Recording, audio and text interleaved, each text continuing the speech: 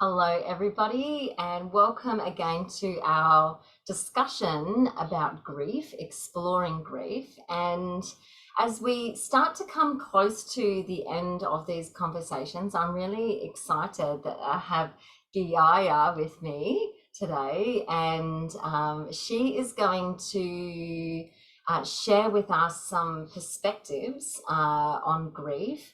But in particular, what we're looking at for this conversation is our men, focusing on our men and masculine energy. Now, Geeia is a conduit for remembrance, and I really love that. And I've actually done some of Geeia's work myself, and really love her healings and transmissions. So thank you so much. I feel very honoured that you've come along and joined in this conversation, this very much needed conversation. Thank you, Liv, for reaching out and for seeing a gap in our current personal development and spiritual communities and a different lens. As I notice, there is men's work, and there tends to be a polarized view on what men's work is. And I feel from my heart that a lot of men are still not being fully seen, witnessed, held, and loved in a process of healing. So it's really beautiful to be here and share a female's perspective, having worked with men during my coaching and mentoring facilitations, and gift some hopefully new perspectives and awarenesses to people to bring more support into that gateway. Yeah. Right? Is that what you said earlier? Yes, a gateway. And I think it's really important because as Guillaume and I was saying before we jumped on here, what we can see is that for our men, everybody has grief, and most certainly in these conversations that I've been having with different practitioners and therapists and people that have had personal journeys with grief, we all know that grief affects everyone. And I think women tend to give themselves permission with a little bit more ease to process and to feel all the feels of grief. However, our men might not be as inclined to do so, and it may just be that they just don't quite know how to. So what I was hoping is that we can start to shed a little bit of light on that and sort of create a little bit of a gateway and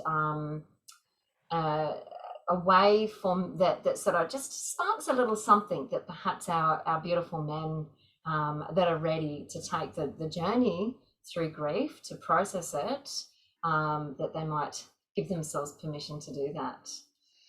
So before we jumped on, Geeia, we were talking about some of the work that you've done with men in particular. So would you like to share with us a little bit about how you have helped coach men in the past?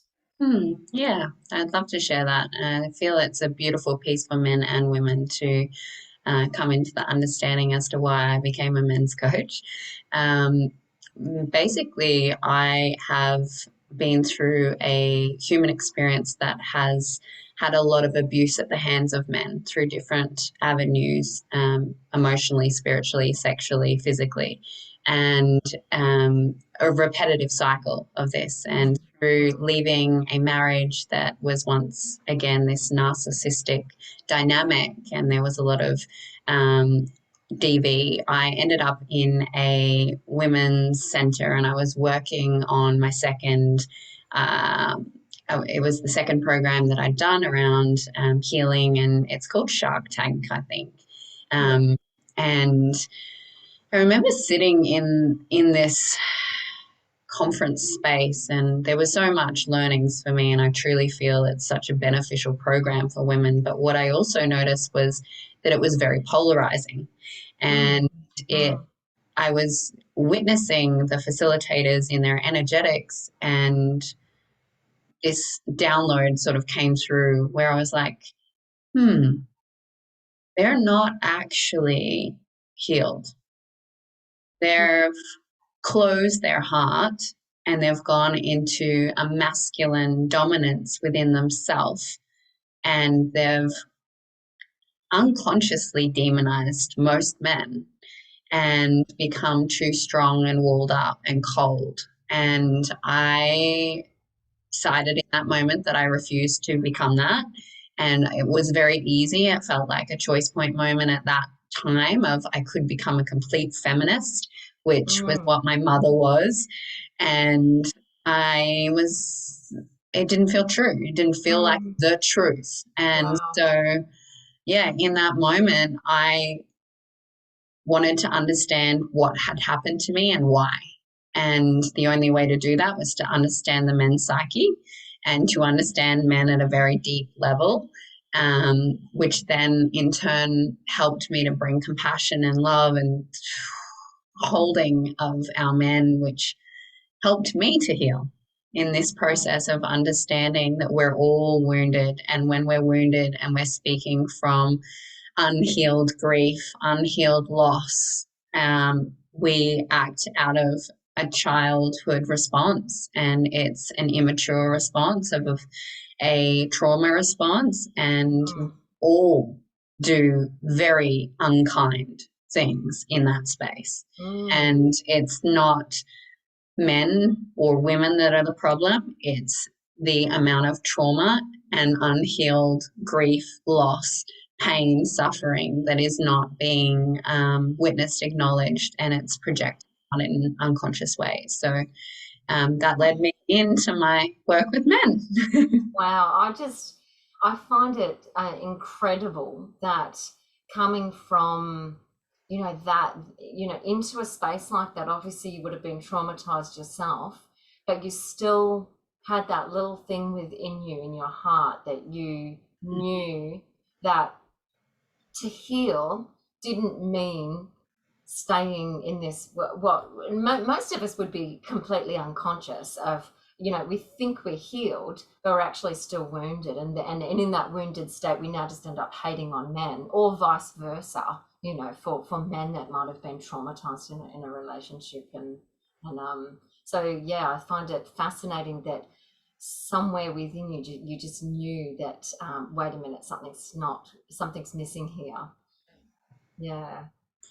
So It's those little nudges that most people choose to, we all get them.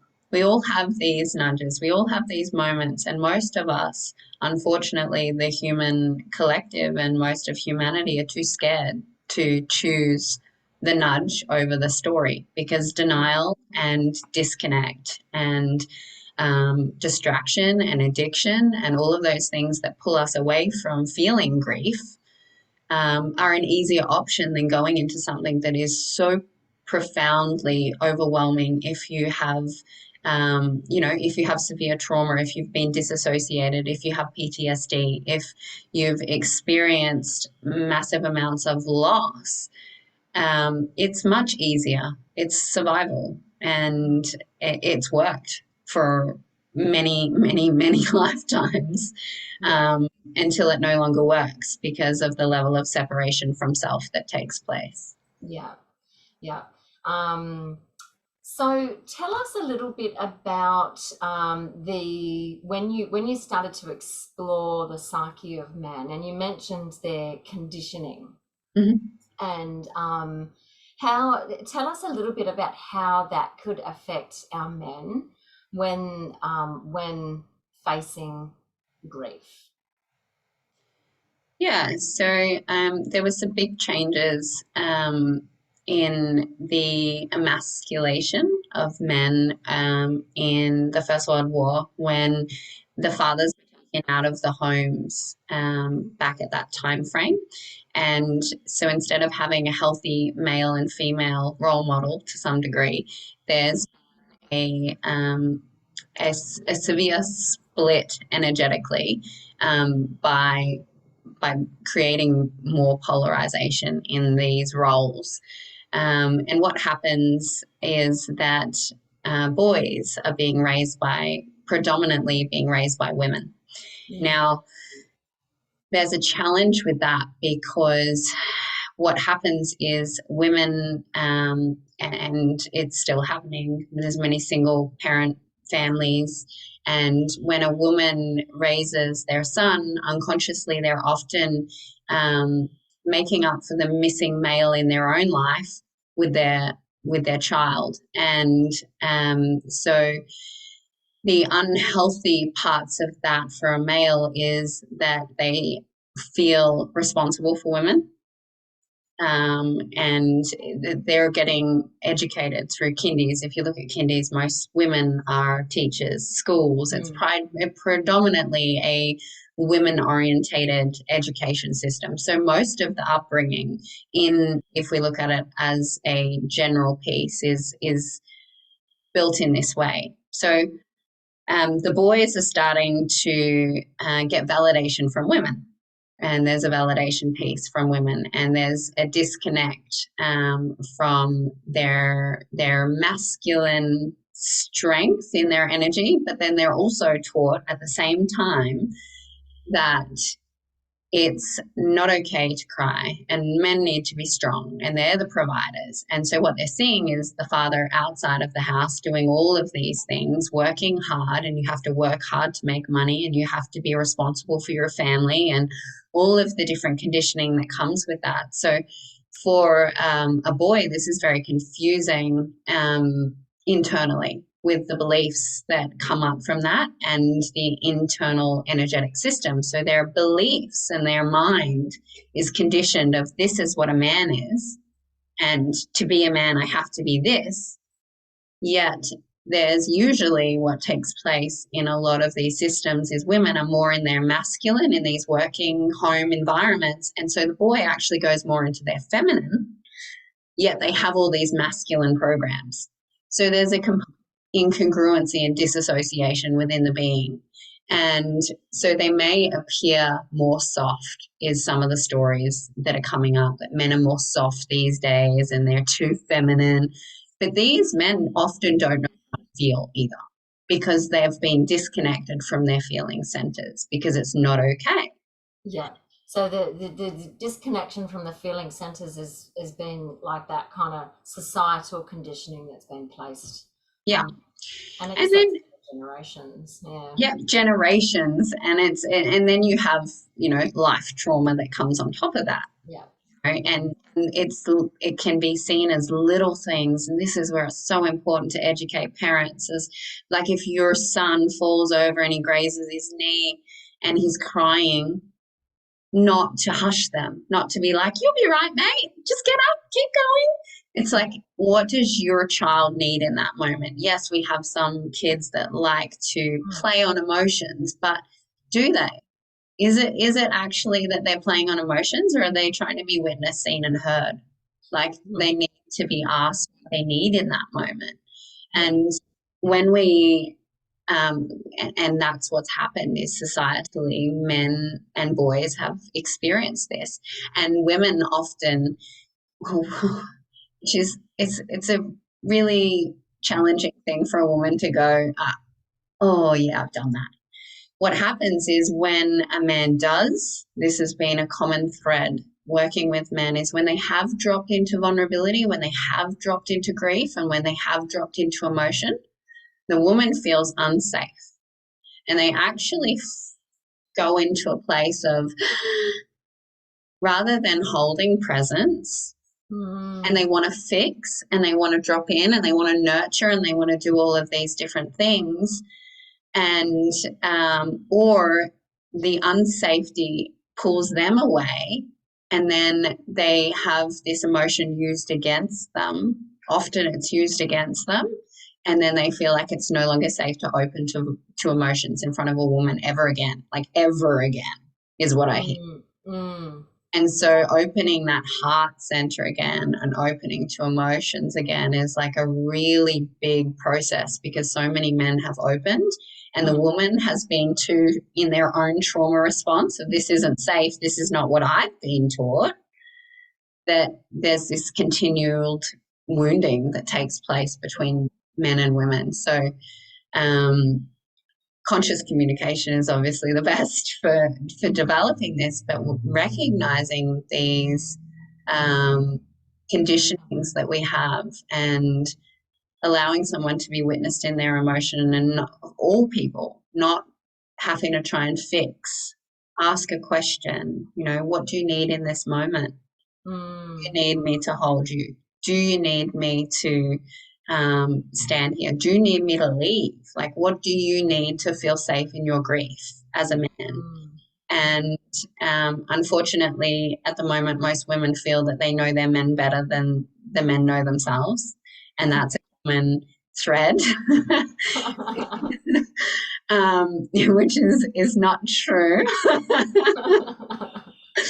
But it is a projection that comes out a lot of times in relationship dynamics, and men feel they feel unsafe because they feel like, they say I think, but they feel somewhere unconsciously, they recognize that if you're telling me how I should feel and be and think, and then there's a wrongness that comes up and there's unworthiness, and that closes them down. Yeah. And they will close down and they will go into avoidance. Wow. I mean, just the when you were saying, you know, just asking those questions, you know, rather than it just makes me think of even the conversation that I had yesterday, which was just from a broader perspective than what we are talking about right now. But it's the same sort of thread that in any instance with grief, we just need to, it's that I see you. You know, it's taking the rational mind. We're so used to this rational mind wanting to take over and solve the problem, and you know, have a little step by step process. Okay, how are we going to get out of this grief hole? But rather than just, I see you in this moment, and what do you need? I mean, it's so simple. It's amazing. And that's it is so simple that the human mind loves to complicate everything. Yeah. Yeah. And yeah, so it's interesting to imagine just how much that dynamic can change when two people are able to step into that conscious communication and just being really, really present with each other and allowing each other to feel and be and express without that ego wanting to step in. Yeah. Yeah. Fascinating. And it creates safety. It does. It creates safety for both individuals to not try and fix, but to just hold your own presence. And as a woman, that, as we were speaking before, women do have a tendency to, majority, feel like it's more okay to have emotions than what it is for men due to conditioning. Yet the over emotional reactive behavior is also very damaging because it's often projected onto the man in the relationship. And there's a victimization dynamic that gets created. And when that happens, then it's not safe for the man because the woman is the victim, right? So there's creating safety is the key for anyone to go into a place of grief. And for men, they often don't know even what safety in the body feels like. They're so, and in their head, they always just the wording, I think, and you'll notice it now. You'll see it in spiritual communities. You'll see it in all of your communications. And what I suggest when you're consciously relating with anyone, with yourself, is to go, oh, I feel. And what happens is when you drop down into the body, you experience your present moment differently because your awareness is, oh, what am I feeling? Now, as soon as you ask, what do you feel like that? About that to a man, they will actually respond, I think. And so you have to redirect them. What is it that you're feeling? And I literally go, feeling. And it's hard work when you're retraining someone's consciousness and awareness to what's really alive inside of them. And it's quite scary.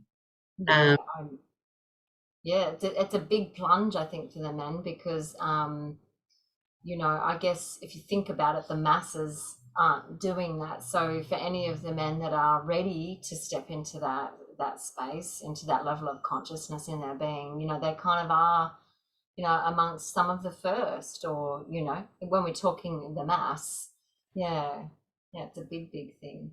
It's a lot of courage. Uh, Mm, and videos like this and conversations like this and normalizing healthy emotion and expression of emotion and understanding that I feel like a really good way to understand this for men is to understand trauma from a thought form. So what I've noticed being working with men and men's minds is that was the way I made sense of what I do is I talk to the mind and get them to understand what is being experienced at a mind level and then bring it into the somatics of the body so that there's a feeling. yeah. And that means like every thought that's being created has a vibrational frequency. Every vibrational frequency is within the body. And that vibrational frequency, depending on how low, high it was, has a cellular memory. So it's in the cells and the DNA. And this is science. There's no Mm, woo woo about this. This is like factual. And what happens is those unprocessed beliefs or those unprocessed thought forms hold an energetic resonance that are in the physical body. So when we talk about something that holds grief and loss and sorrow, whilst we talk about it from up here, there's a disconnect from the heart space.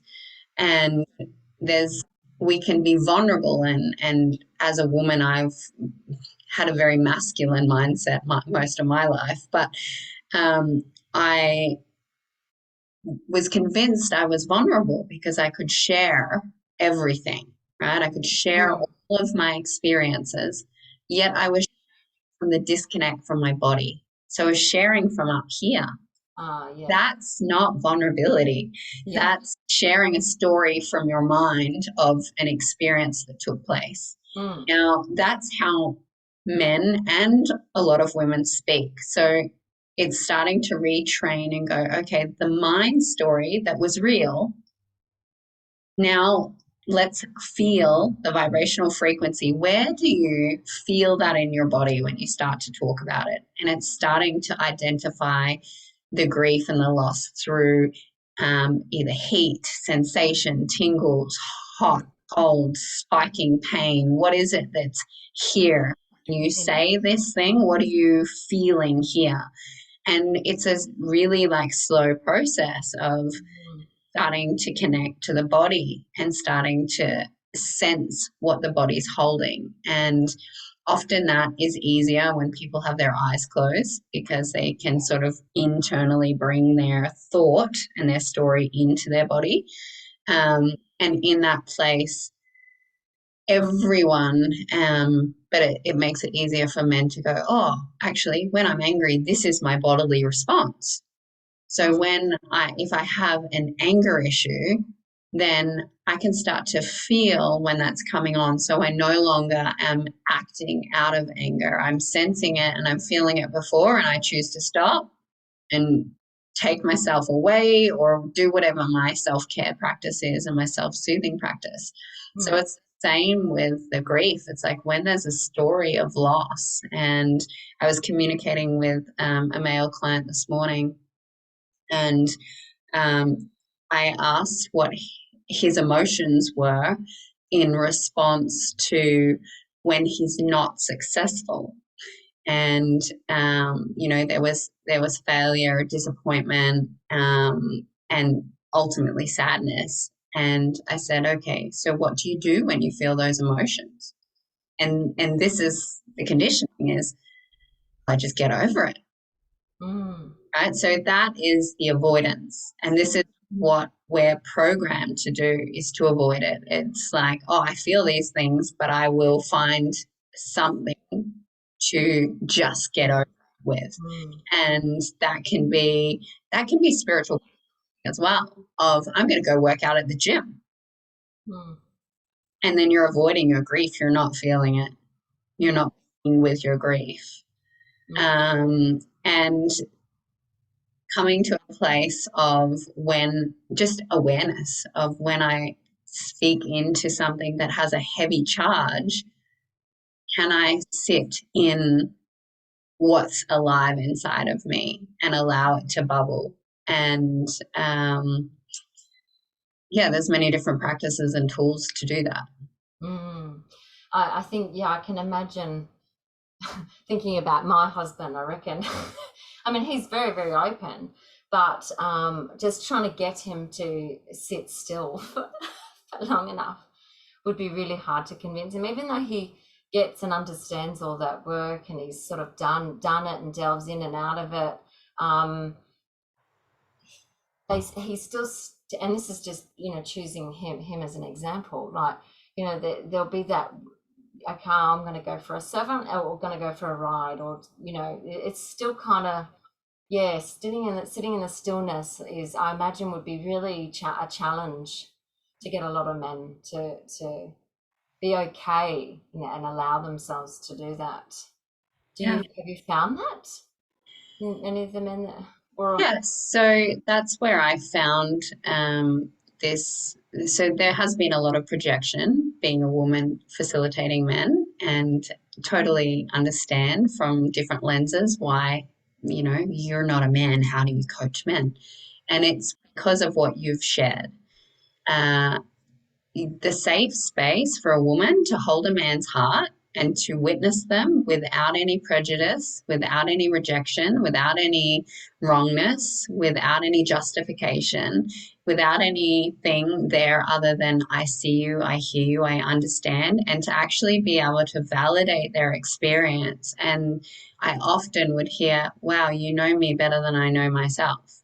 And that was just because I understand the masculine and feminine dynamic, not because I know them, just because it's actually textbook. When you look at what these roles are, if you want to learn about your own internal masculine and feminine, you can understand relationship.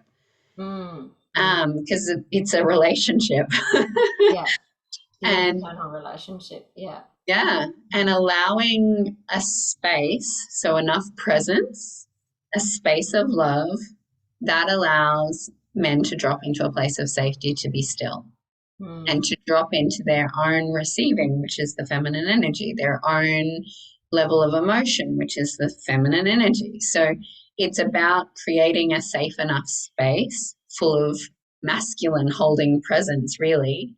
And then when that space is there and they're in that receiving and their presence and the connectedness and beingness, then you can facilitate with love to go into those places. There was something interesting that I wanted to share around that, around the not being able to be still, and men, having spiritual interests and having conscious interests and understanding mind and trauma and different, I'll probably take trauma out, but understanding religion and conspiracy theorists, or just having a really zoomed out lens. So a lot of men in the spiritual community do have this. They have amazing amounts of consciousness. They have amazing awareness, and they're very, very tapped into the world view, but the zoomed in view, which is the human, the child, the story, the hurt, the suffering, the grief, is completely unlooked at. And I see the mind in these amazing beings that have amazing knowledge convince themselves, and I've heard this regularly from some different amazing facilitators in different realms, that I just don't cry, right? And I think maybe I'm just not meant to cry. And I'm sorry. But what I feel in your energy field is you're just not open to even feeling this, because it would be so intensely overwhelming that if you went there, you sometimes you can go into trauma response, right? Drop into grief in whatever the trigger is. And this is why I feel like consciously choosing to open to grief is a much healthier way on your bodily system, rather than waiting what I used to call the Mack truck to hit you. Because if you go through enough trauma in your life, and that's how I woke up, was through enough destruction, loss of a job, a loss of a marriage, a loss of a loved one, health. And usually for men, it tends to be all four before they will wake up and look at themselves. And it's not all, but that is what tends to happen, a complete breaking of the identity to be able to feel. And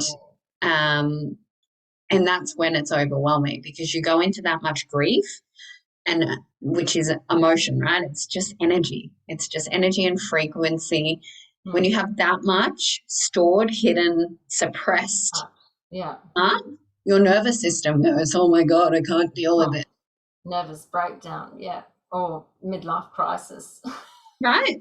And that's how it's expressed in many different ways, or addiction, or, porn addiction is one of the things that is a massive bypass for men and their grief, because it gives them that high, and they're low and coming, and then they just go back to the high, and their low comes and they go. And so it's this bouncing rather than witnessing the feeling that's ready to come and be emerged. I love what you said before about we were talking about the masculine and the feminine, and how everyone actually is in balance. And you're talking about how masculine and feminine energy relates to the conscious and the subconscious. So I think that's a really valuable thing to share here as well. Yeah. So when we're looking at personal development, there is a lot of polarity coaches. I was claimed as a men's mindset coach back in my journey. And what happens is there's a lot of polarization. And when we look at truth of universe and creation, it's oneness. There's always a yin and there's always a yang. And there's always a feminine, there's always a masculine in every single interaction. So right now, I am in the masculine of presenting, and you are in the feminine of receiving. So there's a balance here that's taking place. And this is the synergy of this conversation. Now, what happens, and it's very interesting just saying it in that way, right? If I was to go into my masculine and you were to also go into your masculine, it wouldn't work. There would be a repelling, right? It just is not possible. So one of us would stop talking because it would be, it energetically is not keeping a balance. Now, if we look at everything being in balance all of the time, we cannot be a feminine woman with a completely disconnected masculine. It's not possible. Energetically, we're always in balance. It just depends on our consciousness level and how that is displayed in our expression to the world. So say you may see me, I'm fairly balanced in my expression, but in my past lives, I would say that I was very feminine in the external, right? I would show up in this way where I was in beauty, and I was quite soft, and I wasn't very confident, and so I was meek, and there was sort of soft, shy girl feeling, and then I would be really giggly and loud at times and talk all the time.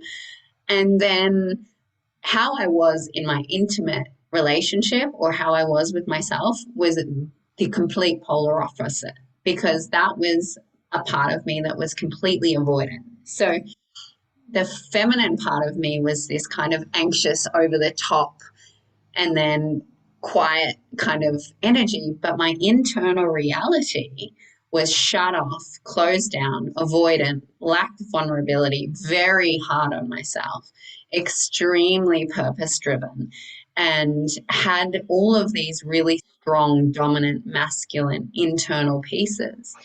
And the same thing for our men, and that's why this grief piece is can be confusing, is because the emasculation of men presents a feminine man, yet internally their subconscious is masculinely programmed. So the balance is there. It's the expression, and it's starting to witness, okay, where am I sitting in my masculine? Where am I sitting in my feminine? What's here? So that I can bring consciousness to the balance that I have within. Because we're always in the right place. We're always completely balanced. We're always aligned in truth. It's just our perspective of how we're seeing the world, how we're experiencing the world, and what feels more true for us to continue to move forward. Mm. Wow, it's a really interesting way. I've never really thought of it like that, to be honest. That I know so much about, the lens of, the filter by which we see the world, but I've never stopped and really thought, and it makes perfect sense that the masculine and the feminine is always in balance. It's just like if we look at it's like kind of like saying you're not broken. It's just that the way that you're experiencing this is a bit shattered at the moment. You are whole within. So yeah, it does make a lot of sense. And I think you mentioned before that that so someone could be in their conscious self, or their consciousness could be expressed in, say, like the masculine, but that will be balanced by a subconscious feminine. Yeah, yeah, Right? yeah. So the whatever the conscious lens is. So a lot of people, as they start their healing journey, they tend to flip their consciousness energy. So for a man specifically, because we're focusing on them, most men will go through their life in this level of a more masculine, avoidant, non-emotional kind of energy. They don't do much movement. They'll go to the gym, but they wouldn't do like dance or singing, or they're in this idea of what it is to be a male in our society. And when they go through some level of healing or awakening or deciding to look at themselves, their conscious expression of how they show up on the outside world then flips into a feminine. So this is when they go down into spirituality, and they might, go to yoga classes and do Pilates, or they'll start doing song circles. And so there's all these beautiful self-expression pieces, and they start, delving into emotions and going to sound healing and all of those beautiful, delicious things. But what happens is their outside conscious expression has gone from one masculine dominant and then into a feminine dominant. So what happens is the subconscious has to flip into balance, which is where we confuse ourselves of reality. Because we're not looking at, okay, this is what I'm consciously seeing, but what is my subconscious experiencing at this time? And that's where self-awareness is really important. To feel grief and to feel loss. It's like you got to be able to go through all realms of the masculine and feminine, because a lot of grief, there's anger. And that's a healthy part of grieving, is I'm fucking angry that you left me, and I'm angry at myself for being angry at you, like whatever it is that needs to be witnessed. Because then as soon as you acknowledge and witness the anger and you speak it out, and there's also programming around that specifically that's stopping men from feeling around, not because anger is the safest emotion, right? Yet it's not okay to be angry. Yeah, I just straight away I started to think like the conditioning that it's not all right for them to be angry at, the ex, or, because that could look Yeah. Yeah, that would be challenging. Right. And for a lot of men, they're like, well, I don't want to be seen as this male. So if I'm angry, then I'm automatically this kind of man. Mm, And so there's power suppression and it's put down because anger is potent energy, like it's powerful. And if transmuted, you can be angry with love and respect and honor. And it's coming to the the understanding that the anger has been used unconsciously, yes, but mm, when you're angry, it doesn't mean that you're going to be abusive. And if yeah.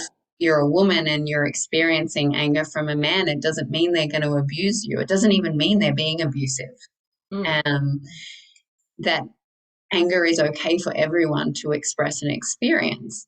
And there's healthy, beautiful, healthy ways to be in that. And under the anger is the grief and the mm, pain and the sorrow and the hurt.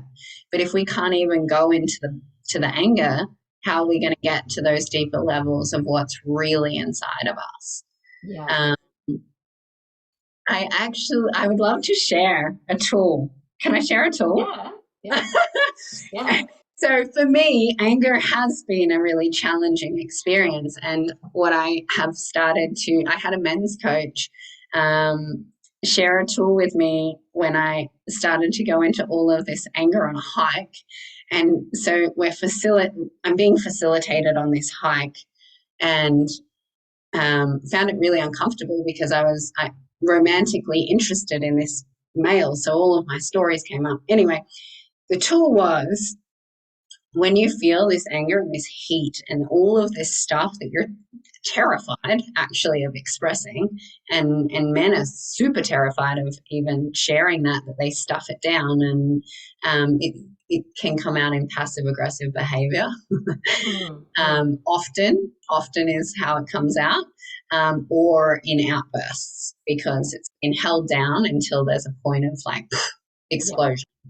And those are usually the two ways that it comes up for most people that are not consciously choosing to express anger.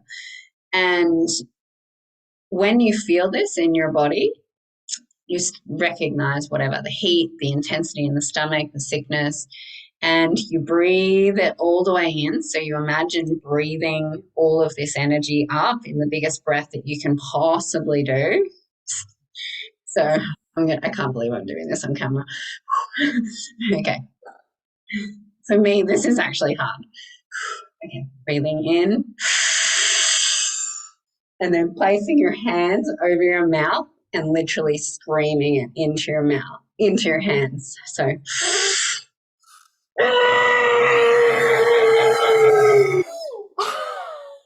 right? And that It's not going ahead. might take a couple of goes, but what Mm, you'll find is if you breathe it all up, obviously I wasn't angry at that point, but if you breathe up all of that anger, and if you do 2, 3, 4 times until you feel, what you'll find is you'll drop into the pain yeah. because you're moving the energy. And it's a little bit easier to scream into your hands Yeah. than it I, is to express it out. And then you're breaking down your own barriers. And that's a great tool for men and women to oh, I'm use. thinking I'm going to use that. And I look forward to hearing the grief that's underneath it. I was thinking that that's also a really great parenting tool. Oh, great. Yeah, great parenting tool. I'm a Taurian, so I tend to be like patient, but and then I'm like, boom. So that I can sit there and go, Right. and then yeah, because then I go through. I know exactly what, and I think the anger for men is like a big thing. You know, keeping it on the topic of grief, men and their grief and their anger and all the rest of it. But the anger, sorry, my seat's coming apart. Yeah, definitely the that anger is. I can see it's that first emotion that just really needs to be expressed because it's just there in the nervous system, and you've got to get rid of it, don't you? Yeah. Yeah. Because the suppression of it or the expression of it is in an unhealthy way is not allowing what's really alive inside the being to be seen and witnessed. Mm, mm, Mm, yeah. yeah, that's always a hurt in a child. Mm, mm, Always. There's nothing underneath that is not a hurt person being a part of the being, the part of the man that's wanting to be witnessed, seen, and heard. mm, mm, And by starting to bring a witnessing to the anger allows it to just be seen. Sometimes it will just dissolve if you acknowledge, yeah, I'm actually really fucking angry. And yeah. then it will drop. And it depends on where you are at your journey, what the trigger is, what the experience is, but just acknowledging it, owning your emotional response, Mm, mm, not justifying it, not projecting, is the key to being able to open the space. It's about opening the space, the safe yeah. space within yourself or externally to drop into the emotion and the grief. Yeah, yeah, I think that's amazing. That makes a lot of sense, just um yeah, just I was kind of trying to make sense of how our men could even arrive into that space. But I think, yes, that anger, I think, is probably, if we stop and think about everything that, the generational and the collective trauma, which is sort of trapped within them, that's almost like there's so much there that it would just that in itself is such an obstacle to them actually being really really present and shining the light of awareness on their own grief, so yeah, I think that's a really good tool. And I will speak into this because has a relevance to the internal disconnect from grief in men is acknowledging the anger collectively or in the subconscious around the feminine, right? Um, I'm yet to meet a man that doesn't have these programs. Mm, So mm, whether or not they're conscious and aware of it, the acknowledgement of their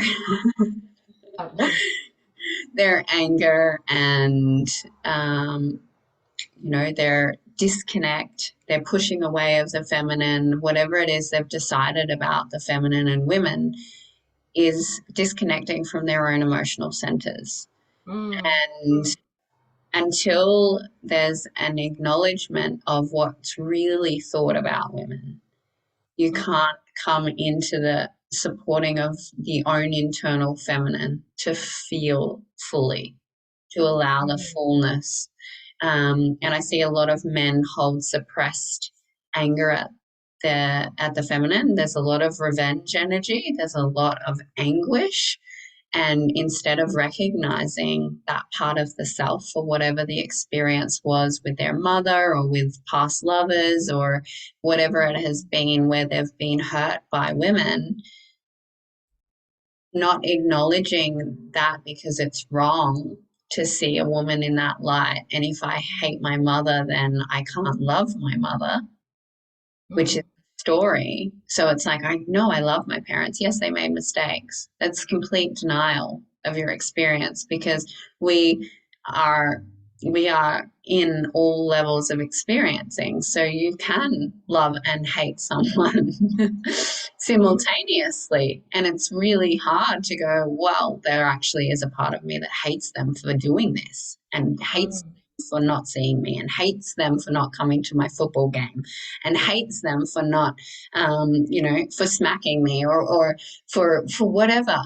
And when that child part is allowed to have the hate, the anger, the revenge pieces that are there for whatever wrongdoings and or perceived, we'll say perceived wrongdoings, because that's more truth. Then we can actually have compassion for our parents as well. mm, And it allows the male to witness where they've disconnected from their own feminine emotion because of their thoughts around what women and the feminine are.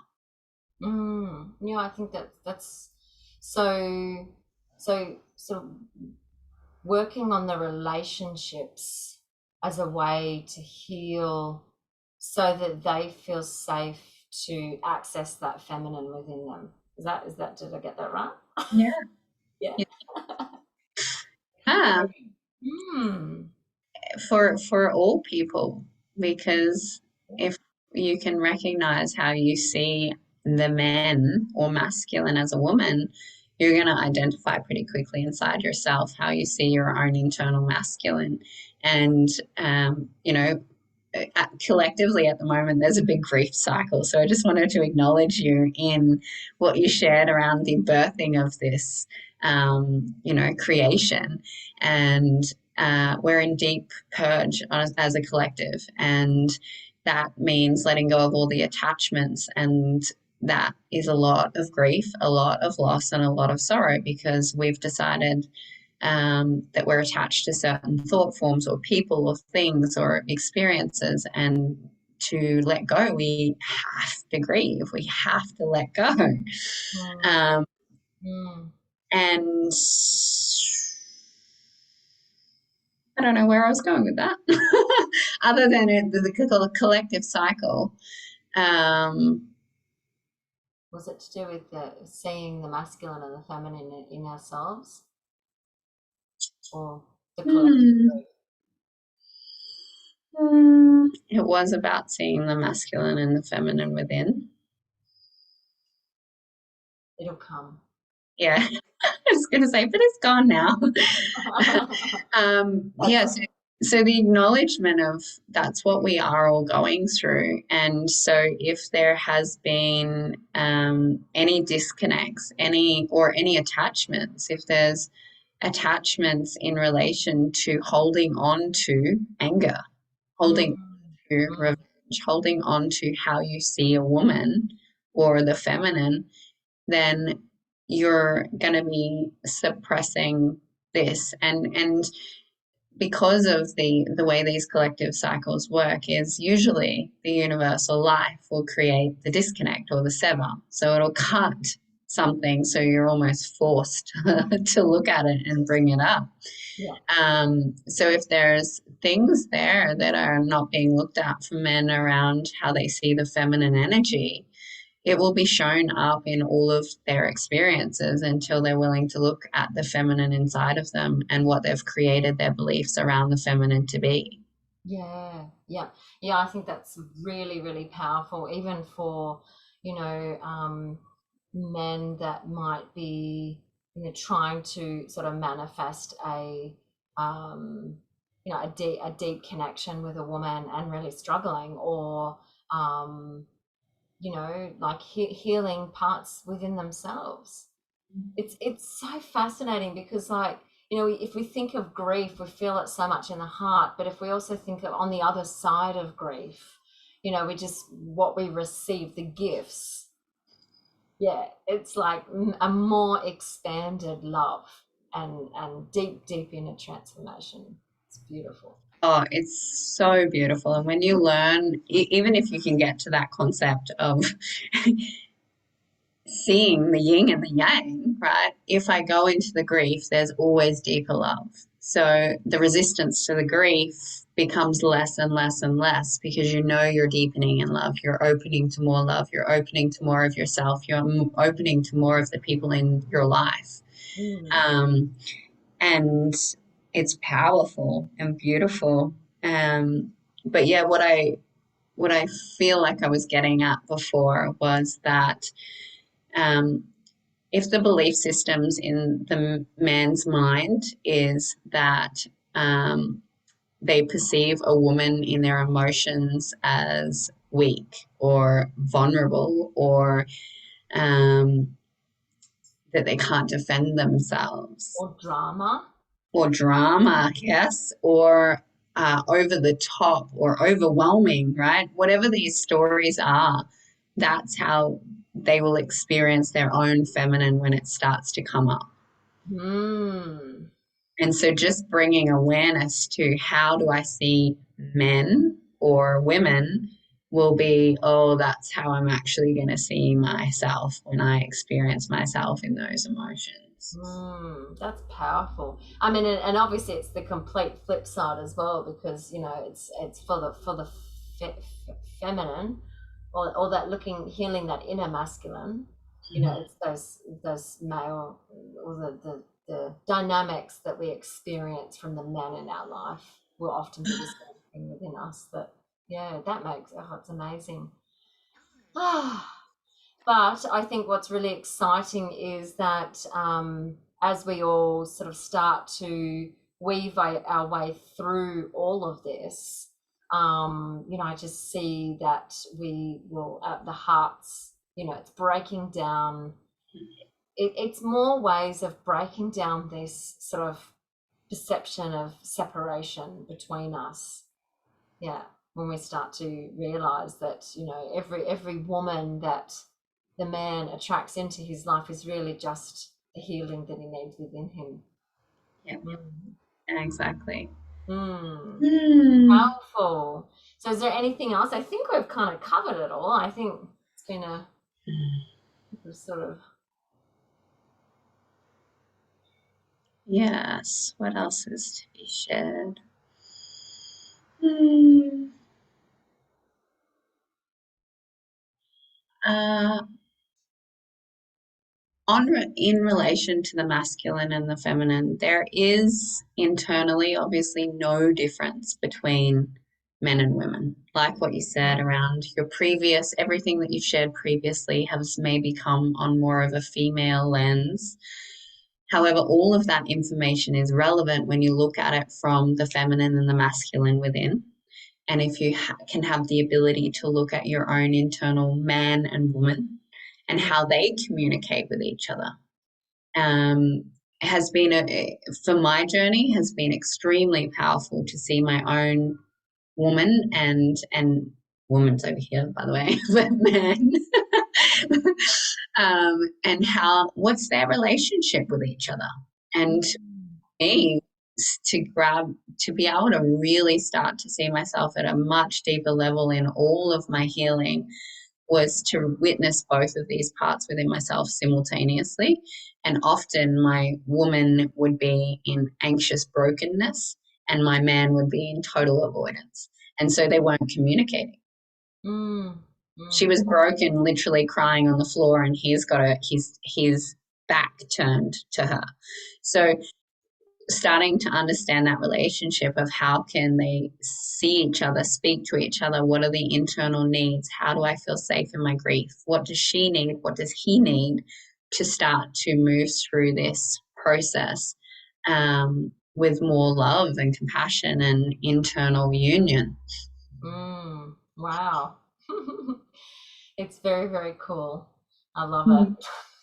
I think it's such a It's powerful, honestly the best topic. I yeah, love talking about masculine and feminine relationship. yeah, no, it's so good. I'm so glad that we've done this, because I not only, the intention was to actually get, this came from my heart to the hearts of all the beautiful men that were ready to receive. But I think in doing it, I feel like there's just been so much valuable information for all the women that are holding space for their men and their future men and their Yeah. little men. So it's been a wonderful perspective, I think, with many, many gifts. So thank you so much. Oh, the one thing I thought of actually was